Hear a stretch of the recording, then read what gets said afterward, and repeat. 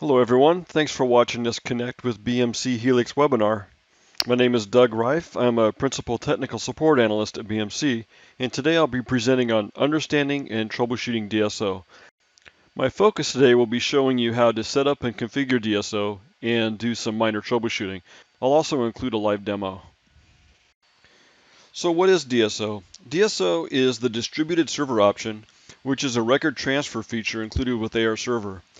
DSO enables you to transfer records from one form to any other form. Now that other form can be on the same server, it can be on a different server or a different server group, and it can also be a server that's on the other side of the world.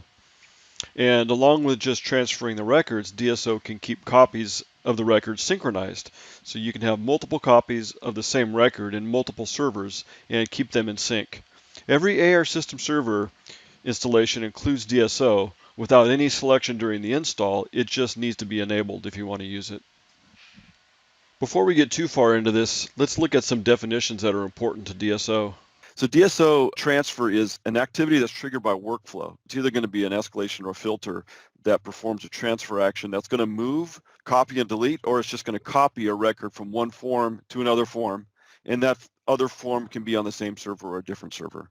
An independent copy is a type of transfer that copies a record to another form or another server, and it's a totally independent copy. In DSO, there's this idea that when you copy a record to another server, that there's some relationship between them. You also can transfer a record with no relationship. It's just a duplicate. So you might want to have like maybe an example of an archive operation where you want to, in case there's a failure, you might want to archive some of your tickets onto another server. In case the primary server goes down, you still have the data. Well, that data might be considered completely independent. No one's going to be modifying that ticket on the target or anything. And if someone modified that ticket on the source, you may not care about modifying the ticket on the target. So it's independent. Now, when it's not independent, there's this idea of ownership. If you copy a record from one server or one form to another, typically only one copy of that can be edited. You can imagine the situation where you have two environments. Say you had one in San Francisco and one in Chicago, and you copy a record from San Francisco to Chicago, and then somebody edits that and changes the status pretty much at the same time at both sites. One person closes it and the other person puts it into work in progress at the same time. Who wins?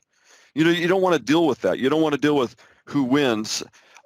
So the way DSO handles it is DSO says only one of you shall be the owner, and therefore only one of you can edit that ticket. The other ones, anybody else that's involved in this, so the original site like San Francisco's can still look at the record, but they can't edit it. And if they try to edit it, they'll get a message saying you're not the owner. Ownership is created by virtue of this thing called a master flag. A master flag is actually a field that goes on the data form. When the record is passed around, the master flag field is passed around as well. So if you had two sites, Chicago and San Francisco, one site will have the master flag unset and one will have it set. And the one that has the master flag set can edit that record. Now, when you do edit that record, say you're in Chicago and you have the master flag, one site, even if it's the same city, one site will have the master flag and they can edit that record. And when they edit that record, a very specific action called an update occurs. So an update is a term for DSO that means you have a record that's at multiple sites. The one that had the master flag was modified. And once that's modified, the other record now needs to know you want to keep these both in sync. So an update action occurs that pushes the data back to the primary site. So again, the primary site can't edit it, but at least it can see the update. When you send that ticket back, you may want to send the ownership back as well. And so if you want to send the ownership back as well, that's called a return. A return transfers the ticket back to the original site with the ownership. So the master flag becomes true back in San Francisco in this case. And there's this term that we're not going to use too much, but it's used in the documentation, and so I'll bring it up. It's ownership chain. So some customers may have an environment where they think about like a hub and spoke kind of environment where they have multiple sites. Let's just throw a number out. They have 6 sites, and one of those sites is a hub. Maybe you're in San Francisco and Chicago's the hub. So in San Francisco, you modify a record, it gets sent to Chicago. Chicago's the hub, and so it's going to send that record out to any other sites that are involved in DSO. Any other site that modified a record would send to Chicago, and Chicago would send it back out to any site, just so that everybody has the same update on that record. Well, again, the ownership, only one of those copies of the record can have the master flag, but that master flag can move around from site to site. And as it moves, as the record moves and ownership moves, there's this idea called ownership chain. And so you can follow that chain. You can look and see kind of how to do this, but how that chain moves around. So we're going to talk about some of the components. The main component of DSO is the DSO server. And the DSO server reads a form called the distributed pending queue. It's the main queue for work for DSO. And then it will perform the action of either copying, moving, deleting a record. And then it may just delete it. It may copy and delete it. And DSO reads that pending form based on either how you configure it. It can read it based on a signal. It can wait for a signal, and then it will read the queue, or it can wait for a polling interval and read that queue. Once it reads the queue, it can process ownership change to tickets. It can send updates to and from. So I mentioned an update is when you modified a copied record and it wants to update back to the original. So DSO is a Java process that runs under AR Monitor. You may have seen it. It's typically commented out. When you start using it, that's going to be one of the things you do is uncomment it, and then you're also going to have to license it. DSO is a licensed feature. So the next component is workflow. DSO doesn't do almost anything. I won't say it won't do anything, but DSO needs to initially be triggered by workflow. It can be an escalation or filter. And I showed an image on the top right of what the action is. There's actually a DSO action, and you've probably seen it very seldom. And we do ship out of box. Some of the ITSM workflow does include DSO, so you may have seen it. And when you choose a DSO action, you have three types of actions: delete, return, transfer. We'll talk about those in a little minute. Also, you can choose a mapping. A mapping, again, we'll talk about that later, but a mapping is just like if you use data import tool and you had to do a mapping. The same thing here. If you're trying to move data from one source to another, sometimes you got to squeeze the data in there. You got to say, I'm going to map this field to that field. I'm going to convert this field and shrink it, those kinds of things. And then also from the filter, you can tell it to use a distributed pool. And a distributed pool is the multi-threading aspect of DSO. It allows you to pick a specific pool that has its own thread. So the next component we want to talk about is licensing. You have to have a license, but it is something that you have to go to the add remove licenses and add it. And then when you add it, it enables the DSO process. So even if you comment it out from AR Monitor, it's not going to do anything. So enabling the license allows it to do stuff. It'll recognize it's licensed and start doing stuff. And it's, I say, required in italics because it's required according to the documentation on source and target, and probably according to our license agreement, it's required on both the source and the target. But technically, it's only required if you were going to be doing an update on that target so they could send it back. So if you're only ever doing independent copies, so if you set up an environment where you're doing like an archive environment where you're dumping stuff onto another server, and once it lands there, you don't care what happens to it, technically you don't need DSO over there, because DSO, the only thing it would have done is been able to process either the ownership changes or data changes back to the original. If you're not doing that, technically you don't need it. When you license DSO, it adds some functionality. So in the admin console, it's going to add a tab under the connection information. It'll actually add a separate tab. If you don't have DSO license, you'll see under connection information, there's two tabs. When you license DSO, there's three tabs, one being DSO. The configuration for DSO is done there. That's important configuration, and we'll show you in a little bit. Another thing is DSO logs are always there, but they're grayed out unless you have a license. Another thing that the license does is it enables some things in Dev Studio. So without a license, you won't see the distributed mapping editor or the pool editor. And we're going to show you those in a minute, but those become enabled by virtue of a license. And also, you can add distributed fields to a form so you can track DSO only if it's licensed. So the next thing we want to talk about is actually configuring DSO to run. The first thing you need to do for DSO is enable it. And there's two things you need to do. Is you need a license and you need to uncomment out of AR Monitor. Once you uncomment it, of course, you'll need to restart AR Server. You need to configure a DSO password. DSO requires a password. So there's a user called Distributed Server, but that user does not have a password by default. Years ago, there used to be a default password. At some point, we just said, the admin needs to define what that password is. And so one of the first things you need to do is go in and configure that password. The DSO user distributed server has a lot of power. It has its own, it acts like it has a fixed license. There is no extra fixed license for this user, but implicitly it has a fixed license. And you can go to the server information. I mentioned that there's a tab, the DSO, under connection settings, there's a new DSO server tab. You'll need to go to that new tab to provide that password. Also, from that same tab, you can optionally assign RPC sockets. We're not going to talk about performance much today, but one of the big things with performance, two things, is the pools or threads, and the other thing is using private sockets. So private sockets are things that get used on the source and the target. So from the source, the private socket would be used every time you're querying that distributed pending form. Do I want to do that on my own queue? And so that's the thing we're talking about here is when DSO is reading its queue, do you want to run that on a private socket? So the next configuration, well, it's more about this DSO tab. So that middle tab there is what was added when you added a license. And here is where you're going to provide your password. So that the DSO local password is the password that you have to provide. And that second field, the DSO local RPC program number, is where you're going to use for the source server.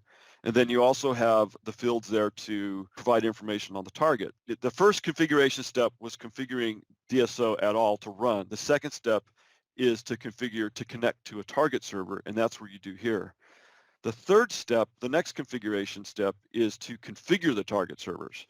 So at the target, you need a DSO license over there, and you also need to specify a DSO password over there as well. Often those passwords will be the same. Probably in your environments, they'll be the same. But it's possible that you're DSOing, you're pushing records to an environment that somebody else manages, and they don't want that password being the same. They want their own password. And if they have a different password over there, then it's even more important that you configure the target server connections that we just showed you and make sure all the target servers have the right password for each of the individual environments. So once you configure at the target server and you get you have to get DSO running there, and you get the target, you get the password and the target information configured. The next thing to configure is the server group configuration. First thing you need to do is rank DSO. You probably have noticed that DSO is a rankable operation in the server group operation ranking form. Only one server is running DSO at a time. Only one server is actively running DSO at a time. Any other servers that you want to participate, you're going to rank them some integer, and they can participate, but while they're not the owner, there will be a field called DSO placeholder mode being true. So while DSO placeholder mode is true, that server is not the active one.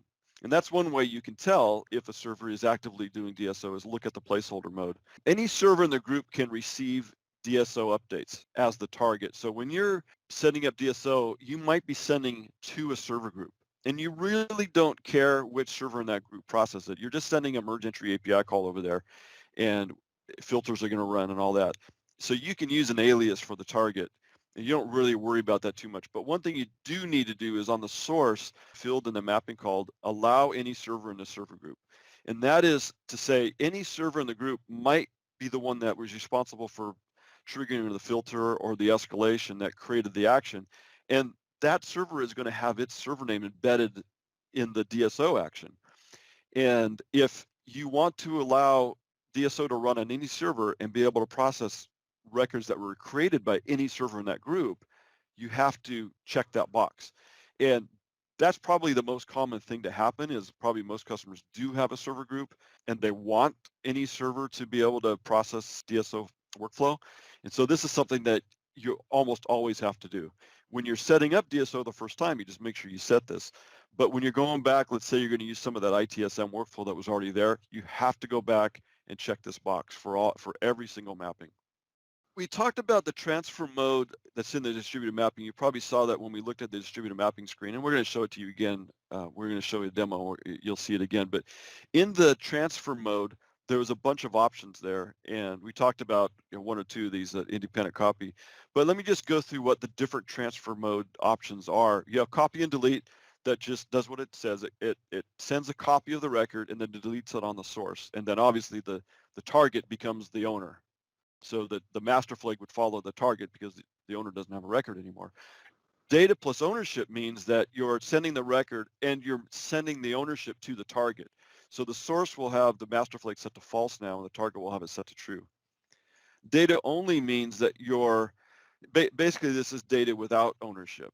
That means you're sending a copy to another server, but you want to maintain the ownership. And this is a situation where, maybe you have a distributed database and you have all network tickets are owned in San Francisco and printer tickets are owned in Chicago. And so you're in San Francisco, somebody creates a new record and you're in San Francisco and it happens to be a network issue that you own. But you may want to still send a copy to Chicago so they're aware of it. So you can send a copy over there with data only, and they can see it, they just can't own it. And likewise, data with ownership, if you had a printer ticket in San Francisco, you'd want to send that ticket to Chicago, but you don't want them to own it. Now, independent copy I already mentioned, but this is where you don't care about ownership of that ticket. You just want to create a copy somewhere, maybe like as an archive. And just as a note, if you are going to transfer ownership, remember you at least need to have the basic distributed fields. So the next option is, you saw when I quickly showed you an image, a screenshot of the filter, there was an option there for the transfer option, and it had three options. It had transfer, return, and delete. So update is a special one we'll talk about in a minute, but transfer, return, and delete are three types of options that you can specify that when a filter fires, I want to do one of those things. And the update is implicit because the update is where I had mentioned if you're on the target and you modify the record, then that's an update. And the interesting thing is there's no workflow involved. AR Server has built in enough capability to say, I know you were the master, I know DSO is enabled, I know you modify the record, and I also know, because you included the basic fields, where this record came from. And so I'm just going to drop a record into the distributed pending form for you without any workflow. And so DSO picks up the record and performs. If it's pushing a record to a target, it does a merge entry API call. If it's deleting on the target, it does a delete entry API call. So most of the APIs will be a merge entry API. It's important for me to say the word merge entry API call because in workflow that if it's a merge entry API call, workflow on merge is going to fire. So if you want workflow to fire on this activity, you make sure that workflow is set to fire on merge. If you don't want something if you want to be able to DSO to a target and you don't want all your normal filters to fire, we'll take off the action for merge. DSO, the distributed mapping configures how to transfer a record. Then the request is created, modified, or deleted on the target. So a distributed transfer is the simplest DSO use case. It sends information from a source to a target, and then it fires workflow on merge. It's used to push data to forms on a single or multiple servers. Maybe you're trying to think in your mind while we're saying this, when would you ever send information to the same server? You can use this method to archive, and you can use the archive built-in feature. There may be reasons because of the workflow capability, the workflow qualifications and stuff, that you want to use DSO to do your archiving.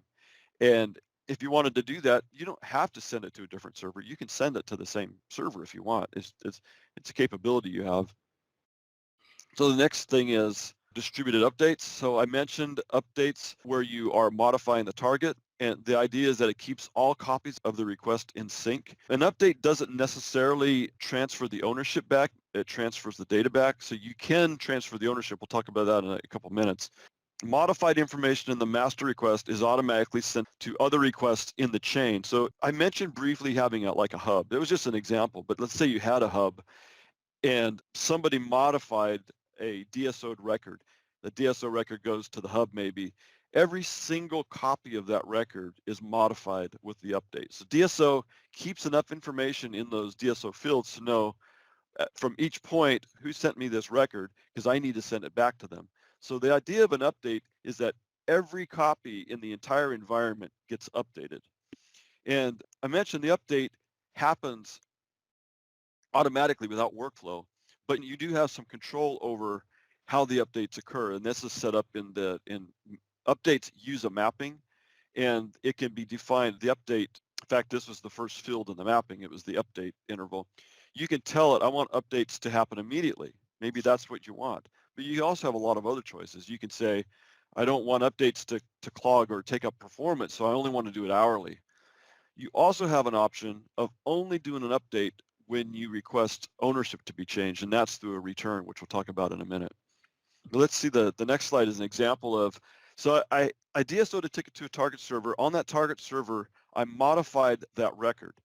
And when I look at the SQL API filter logs, I see I'm a set entry because I modified it, rightly so. I see a set entry, and I had no filters. Normal environment, you probably would have saw 1,000 filter lines here. I had no filters. But after all my filters fired, I see this select statement with these fields, 303, 307. Those look like they're in a system or a reserved range, right? And they are. If you look at the bottom, these fields are the master flag, from form, from servers, all the things that the AR server is going to need to know how to go back and update whoever sent me this ticket.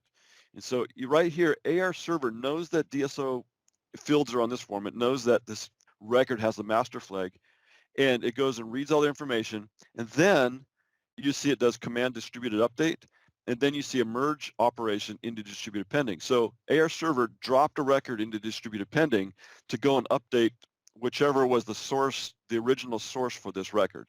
And that happened automatically with no workflow. So that's kind of cool. So the last thing is distributed returns. Distributed returns send the data back with ownership.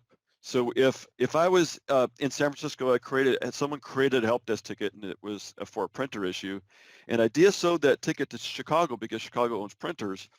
Chicago might say, this looked like a printer issue. It was actually a network issue. The only reason the printer didn't work is because there was no network connection to the printer.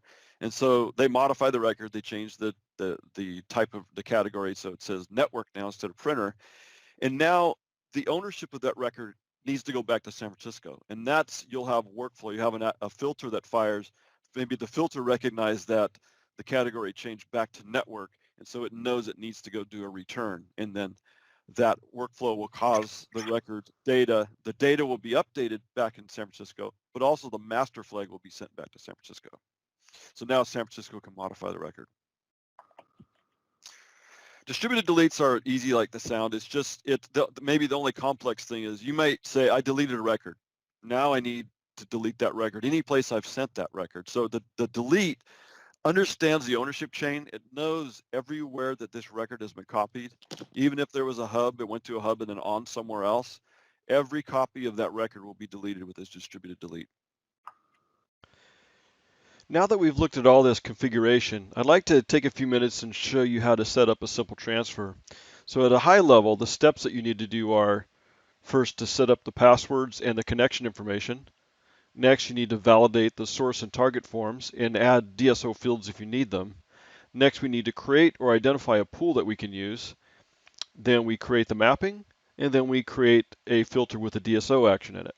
Once we've done all that, we can test the DSO action and look at the logging and see if it worked. For this example, I'm going to use a test form I called time entry form, and I'm going to transfer data with ownership from a server called RemedyProd1 to another server called RemedyProd2.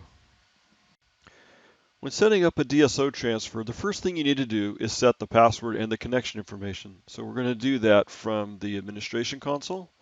And once we're in there, we're going to go to General Server Information, and we'll go to the Connections tab. And once we're in the Connections tab, you'll see that we have this DSO tab here in the middle, which we got because we licensed this server for DSO.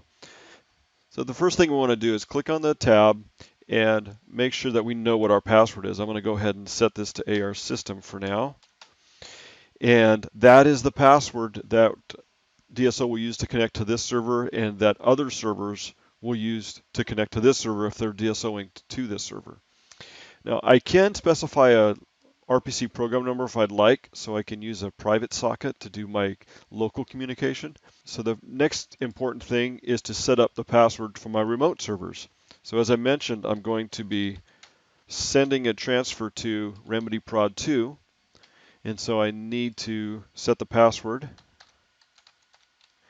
And I'll want to make sure that I go over to RemedyProd2 and set the same password there. So I'll go to the same screen on that box and set the password. And now that I have the server name and the password here, that's pretty much all I need. Now, if I want to connect on a private RPC socket on the remote server, I can come in here and add an entry. And I can put in my private RPC socket. Let's say I'm going to use 390.680 just for an example. Now, another important thing about this table here is if the other server requires that I specify a port number, then I will do that here. So if I'm not using port mapper and I must specify a port, or if I just want to specify a port, maybe for firewall rules, then I can specify that here. And let's just put an example.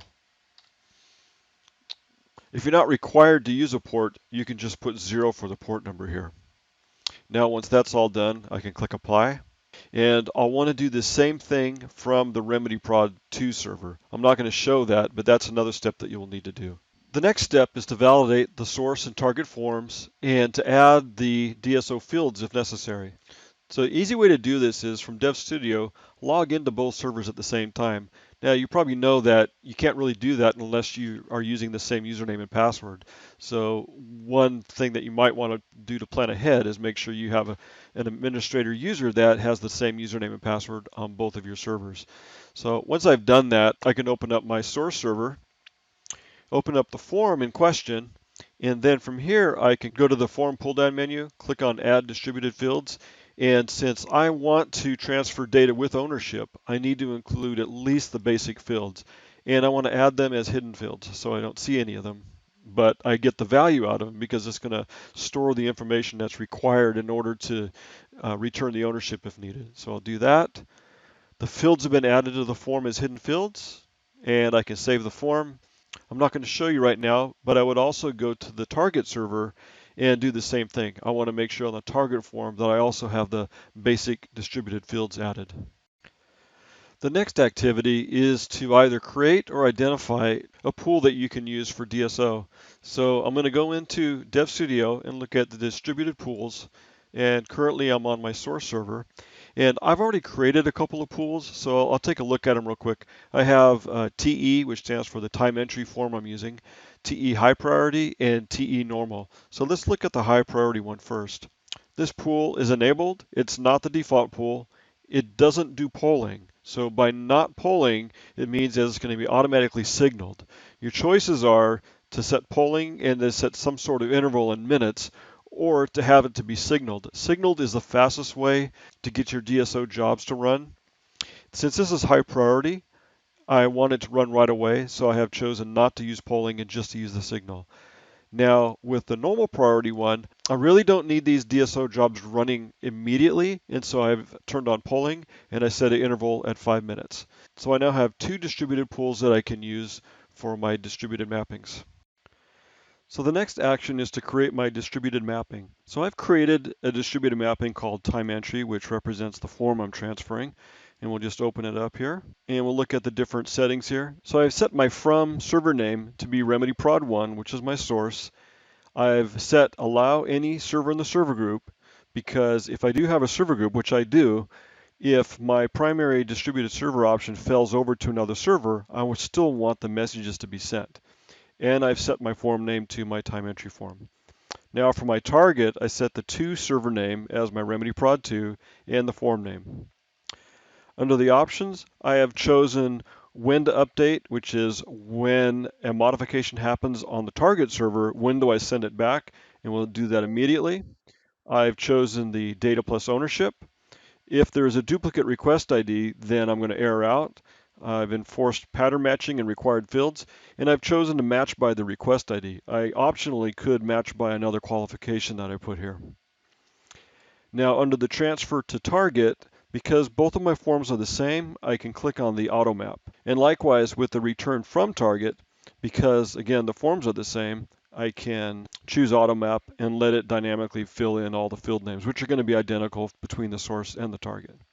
So that's all I have in my distributed mapping. The last thing we need to set up in order to get DSO to work properly is a filter. And I've created a filter here with a DSO action. In fact, it's the only action, is just DSO. And it's going to run against my time entry form. It's going to execute on modify and submit. The runoff qualification for this filter is going to be priority is equal to immediate. So it's only going to fire on a subset of records. Now in a real life scenario, I would have several filters that fired on the different priorities and they would do different things, such as use a different pool. So in this case here, my action is DSO. And if we look at this, you'll see it's just a transfer. It's using my time entry mapping that I created and showed you a minute ago. It's also using the time entry high priority pool. And I've designated my to server as RemedyProd2 and the form is my time entry form. And that's really all I need to have in the filter in order for this to work. So now I am done setting up all the components that I need in order to trigger a DSO action. So now let's see DSO at work. First thing I'm going to do is enable logging. And I'm going to enable the DSO log and set it to the highest level, which is info, and we'll apply that. The next thing I'm going to do is go to my test form. I'm going to do a search for any records that have an immediate priority. I'm just going to find a record that I can modify here. So I get a record here, and I'm just going to put a note in the work log. This will cause a modify action, and it'll allow me to see that it actually changed it. So I'm looking for a DSO test in the target. Now, once I save this, the filter should fire.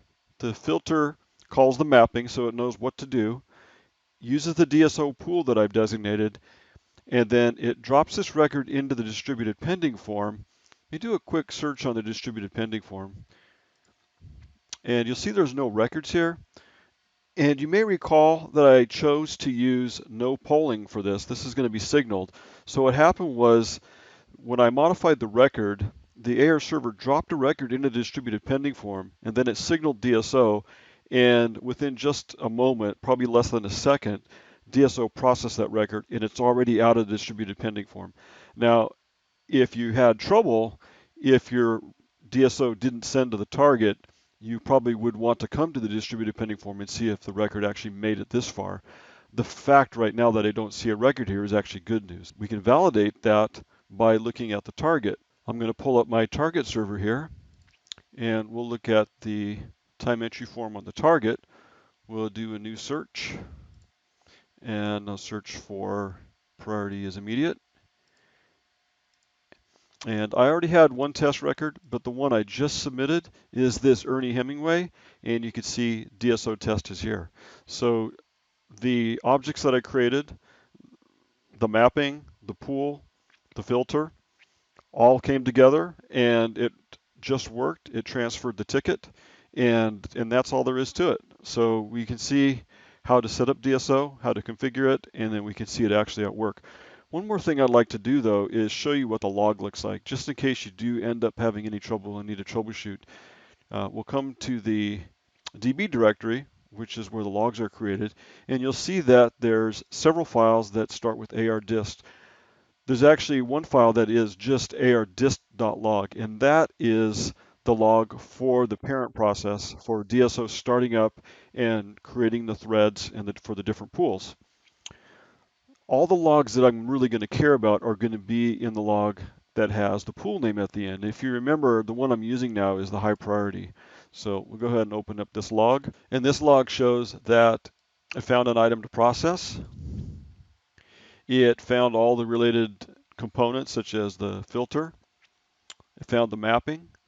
It identified the target server was going to be RemedyProd2, and the form is my time entry form.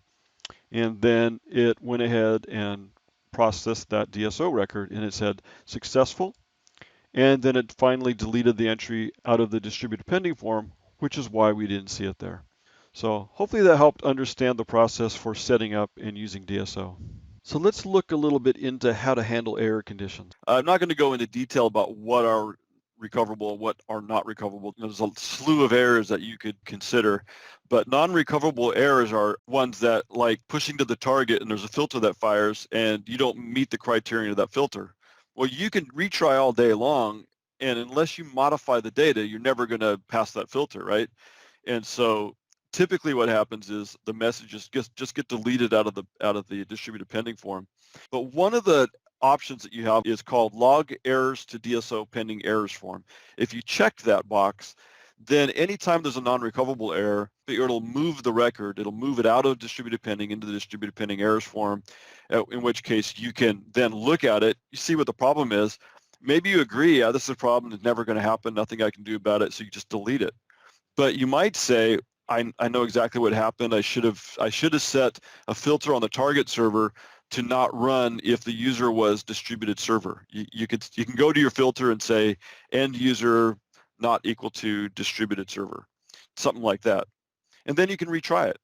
So that's probably the primary built-in error handling is that, in the mappings there's error handling, like what to do when I have a duplicate. So there's a little bit of error handling that's done with the mapping. Otherwise, the last thing is when there is a recoverable error, you can say how often do you want to try. You might have an issue where it's a recoverable error because the target server was down, but the target server is going to stay down all weekend. Do you want it retrying, every 15 minutes when knowing that it's not going to be back up? So you do have options over that too. And that's pretty much it for quote unquote error handling. This isn't troubleshooting per se, it's just handling errors on a grand scale. And so the last slide is just a little bit about troubleshooting. The key thing is for the beginning of troubleshooting is to get good diagnostic information. That's the key. Understanding the diagnostic information, digging into the logs, I mean, that's an art, and that's going to take a little bit of time. At a minimum, you need to know which logs to gather. So I already showed you the different AR dist star.logs that you're going to get. You're going to get a bunch of them, so grab all those.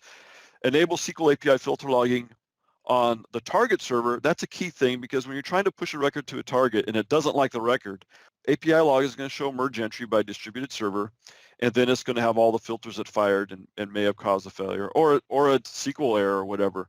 But having the SQL API filter on the target is important if the DSO operation got far enough to try to push it over there and it failed. Any other activity that actually made it to the target is going to be logged with that. And then the last thing is to get SQL API filter logging on the source, and that might help you find out which record did it actually pull from the distributed pending form, and how far along did it get? Did it actually update it or delete it? You could even see, did it even attempt to put it into the distributed pending errors form? So that kind of part of the story that gets told can get told through those logs. If you're in a server group, it can be a little bit messy, and I'm hoping you guys know how to use this Remedy admin console with the server group logging, where if the target server was a server group, which server got the merge entry?